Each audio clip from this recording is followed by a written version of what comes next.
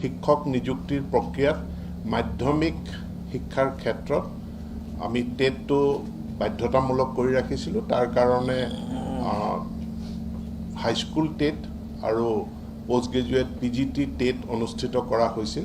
আজি কেবিনেটে সিদ্ধান্ত গ্ৰহণ কৰিছে যে এতিয়াৰে পৰা এই টেট পৰীক্ষাটো যিটো কোৱালিফাইং এটা এক্সামিনেশ্যন হয়, এই কোৱালিফাইং টেট পৰীক্ষা অনুষ্ঠিত নহয়, তাৰ সলনি পোনপটীয়া ৰিক্ৰুটমেণ্টৰ কাৰণে টেট কাম ৰিক্ৰুটমেণ্ট টেষ্ট হ'ব। যিমান সংখ্যক ভেকেঞ্চি থাকে সিমান সংখ্যক প্ৰাৰ্থীহে উত্তীৰ্ণ হ'ব। শিক্ষক নিযুক্তিৰ প্ৰক্ৰিয়াটোক খৰতকীয়া কৰিব আৰু তেওঁলোকে দুটা বাছনি প্ৰক্ৰিয়াৰ মাজেদি যাব লাগিছিল।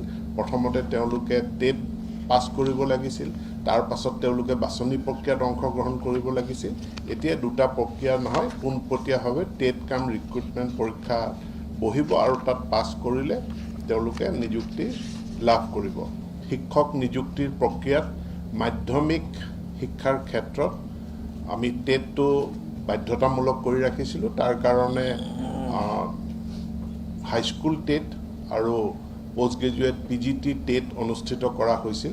আজি কেবিনেটে সিদ্ধান্ত গ্ৰহণ কৰিছে যে এতিয়াৰে পৰা এই টেট পৰীক্ষাটো যিটো কোৱালিফাইং এটা এক্সামিনেশ্যন হয়, এই কোৱালিফাইং টেট পৰীক্ষা অনুষ্ঠিত নহয়, তাৰ সলনি পোনপটীয়া ৰিক্ৰুটমেণ্টৰ কাৰণে টেট কাম ৰিক্ৰুটমেণ্ট টেষ্ট হ'ব। যিমান সংখ্যক ভেকেঞ্চি থাকে সিমান সংখ্যক প্ৰাৰ্থীহে উত্তীৰ্ণ হ'ব। শিক্ষক নিযুক্তিৰ প্ৰক্ৰিয়াটোক খৰতকীয়া কৰিব আৰু তেওঁলোকে দুটা বাছনি প্ৰক্ৰিয়াৰ মাজেদি যাব লাগিছিল।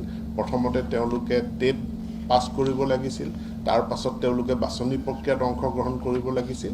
এতিয়া দুটা প্ৰক্ৰিয়া নহয়, পোনপটীয়াভাৱে টেট কাম ৰিক্ৰুটমেণ্ট পৰীক্ষা বহিব আৰু তাত পাছ কৰিলে তেওঁলোকে নিযুক্তি লাভ কৰিব। শিক্ষক নিযুক্তিৰ প্ৰক্ৰিয়াত মাধ্যমিক শিক্ষাৰ ক্ষেত্ৰত আমি টেটটো বাধ্যতামূলক কৰি ৰাখিছিলোঁ। তাৰ কাৰণে হাইস্কুল টেট আৰু পোষ্ট গ্ৰেজুৱেট PGT টেট অনুষ্ঠিত কৰা হৈছিল। আজি কেবিনেটে সিদ্ধান্ত গ্ৰহণ কৰিছে যে এতিয়াৰে পৰা এই টেট পৰীক্ষাটো যিটো কোৱালিফাইং এটা এক্সামিনেশ্যন হয়, এই কোৱালিফাইং টেট পৰীক্ষা অনুষ্ঠিত নহয়, তাৰ সলনি পোনপটীয়া ৰিক্ৰুটমেণ্টৰ কাৰণে টেট কাম ৰিক্ৰুটমেণ্ট টেষ্ট হ'ব। যিমান সংখ্যক ভেকেঞ্চি থাকে সিমান সংখ্যক প্ৰাৰ্থীহে উত্তীৰ্ণ হ'ব। শিক্ষক নিযুক্তিৰ প্ৰক্ৰিয়াটোক খৰতকীয়া